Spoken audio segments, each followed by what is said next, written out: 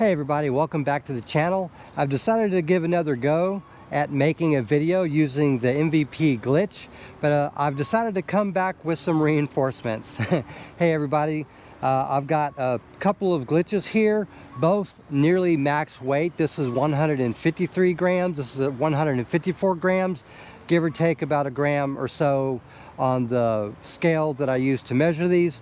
That said, this is mine. I'll be using this in addition to Sean's in making this video. So I'm going to start out here in my side yard. I'm approximately 100 feet away from that basket, and I'm going to do a few throws towards it so you can see how these discs fly. These are in the soft neutron plastic, so they're designed to be a little bit more flexible and to maybe give a little bit when they hit the ground. So that should be pretty good. So with that said, I'm going to go ahead and do a few throws, and then we'll go out to the course. And I've got 5 holes of disc golf that I'm going to play with both of these in a best throw capacity, and we're just going to see how these fly. Let's go. And just so you know, I'm throwing into a headwind about 5 miles per hour.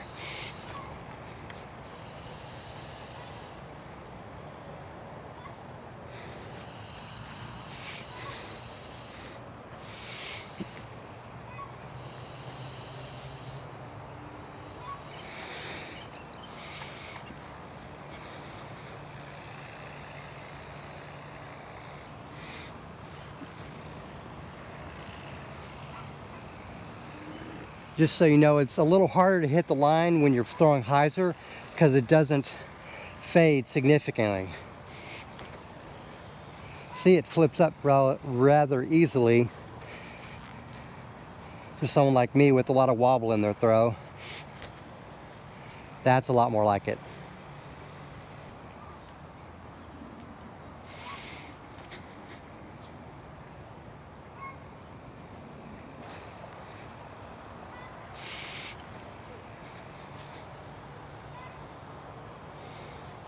As a recreational player, I have a lot of wobble when I throw. So a lot of my discs, if thrown flat, they actually come out with a slight bit of hyzer. So for this, I only need to try to throw flat for it to actually perform an anhyzer. Like so. So that's my attempt to throw flat. I aim a little bit more that way and throw flat, and it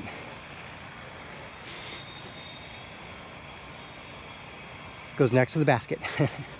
I'm in danger. Yeah, so this is the tough part for a recreational player like myself who's not forehand dominant or particularly good with the forehand. Trying to use the glitch as an approach disc, I have to use a little more hyzer, and I'm again throwing into the headwind 5 to 10 miles per hour directly at me from the basket.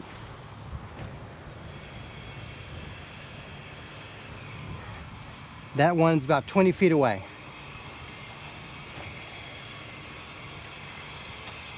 That one is about 25 feet away, and I called it exactly 20 and 25 feet respectively.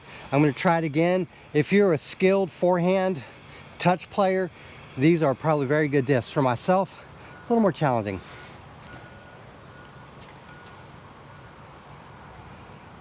That was nice. It just helicoptered straight down, no crazy movement.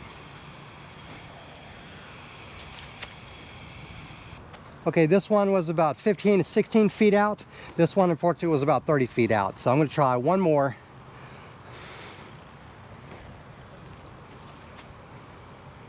That one's a good 30 feet out.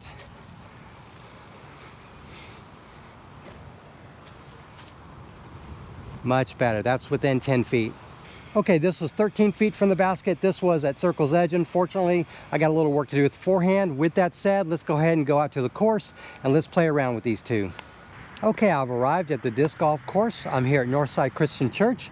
The basket is straight ahead that way, a little bit more than 250 feet away. And I'm going to play a best throw round. I'm just going to throw a couple times in that direction and just kind of see what I can do with the glitch. There is a little bit of wind. Let's see what direction it's going. It's kind of died down a little bit, but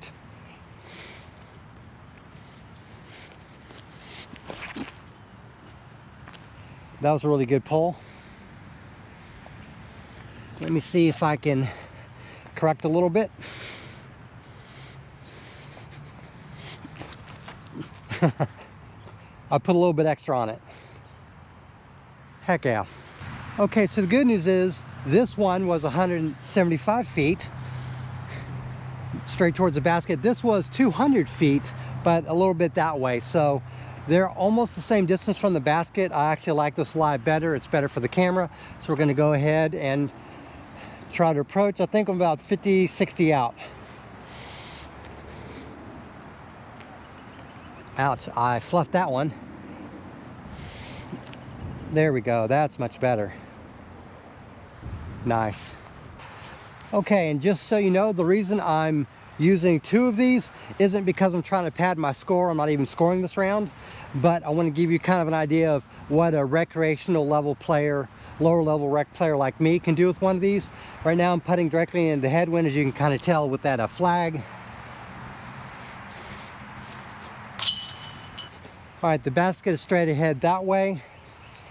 Let me see if I can get about halfway to it.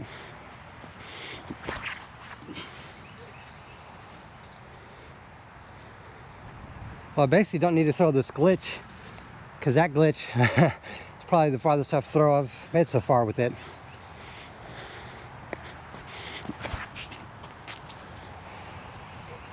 Tried a little too hard.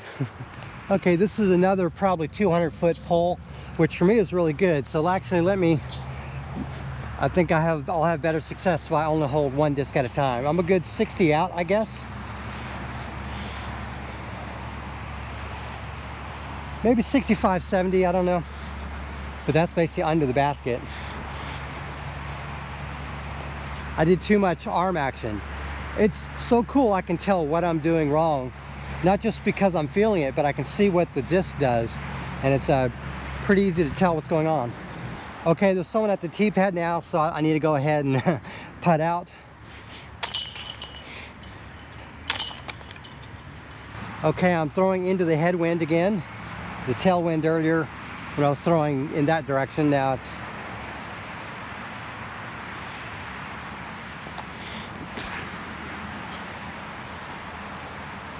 that's not bad, but it's not good. I need to figure out what I'm doing with these.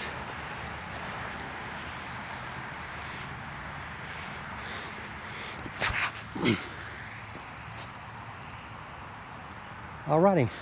Unfortunately for me, these both went maybe 170 at most. So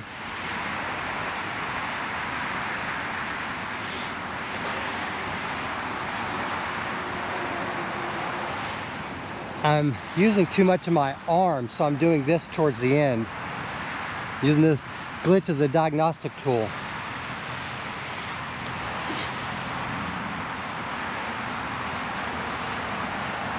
That worked out a lot better, even though I made the same mistake. I made the same mistake, but kept the wrist, the arm, pointing that direction, so that's good. So as you can see, despite my mistake, I still managed to end up this close. So the glitch is somewhat forgiving, but you have to essentially still put it in the right direction. So let's see if I can nail a putt with one of these. Nope. Well, that's depressing. Okay, so the good news is I'm fighting with the tailwind now again. The bad news is I've got a tree right in the middle of my line of sight. So I'm going to throw one of these on the right side of the pad with a little bit of a hyzer, hopefully, and the other one I'm going to throw on the left side with flat to anhyzer.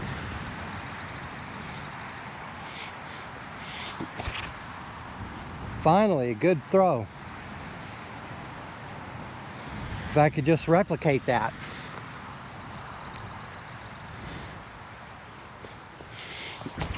I did something where I came out too far and it had no choice but to go out that way. So that was a form issue on my part. Ironically, this mistaken throw went nearly as far as the good one. So I guess that's somewhat forgiving.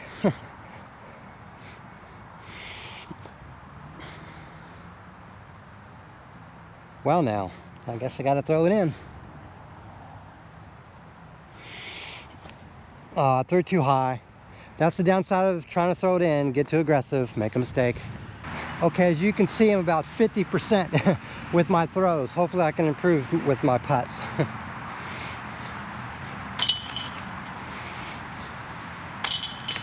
Finally. Okay, here we are once again, throwing into the headwind. Let's see if I can get a good throw out of this.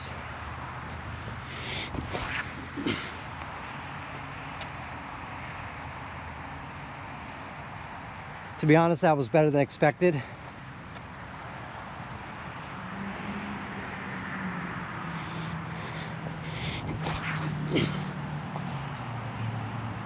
I did the thing where I created the accidental anhyzer by releasing bad.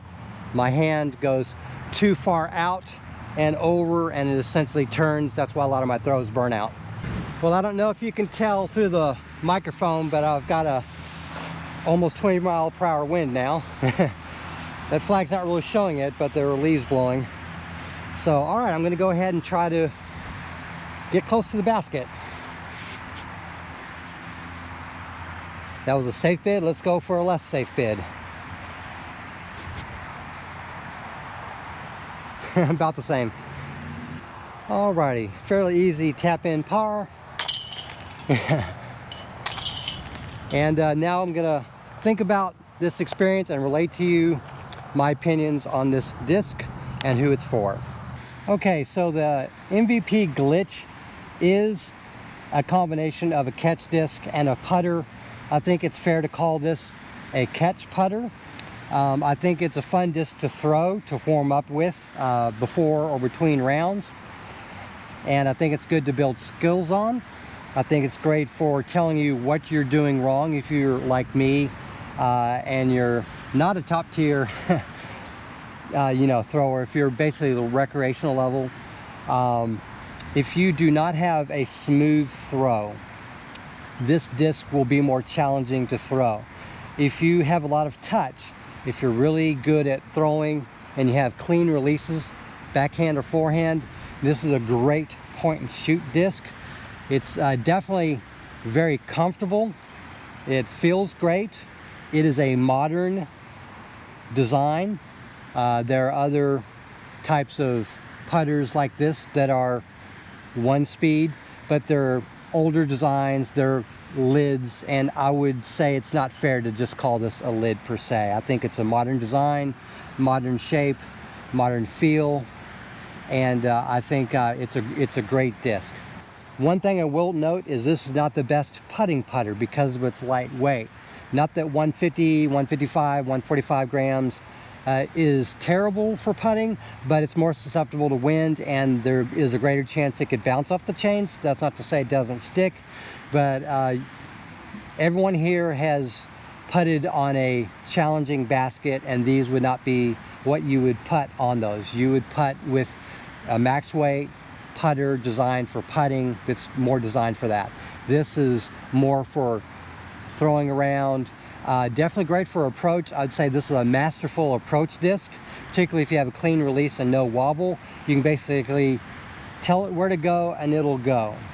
One thing I will say is this is a little bit of an anti-Berg. It's essentially the opposite of a Berg.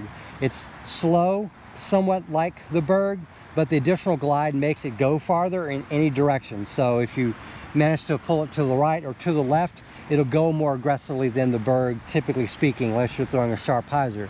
This is less stable than the Berg, but that's more of the antithesis to this type of disc. So they're the opposite side of each other, and all the other putters that are out there that are of the one-speed variety, which we'll be testing soon, these are the two extremes in my opinion, and all the other putters are somewhere in between. With that said, I'm going to go ahead and wrap it up. I hope you liked the video. Please subscribe if you haven't already, as I have more interesting, unique, and informative videos like this on the way, and in particular a mega one-speed putter throwdown that you won't want to miss. It's going to have all of them. Thank you very much for watching, and have a great day.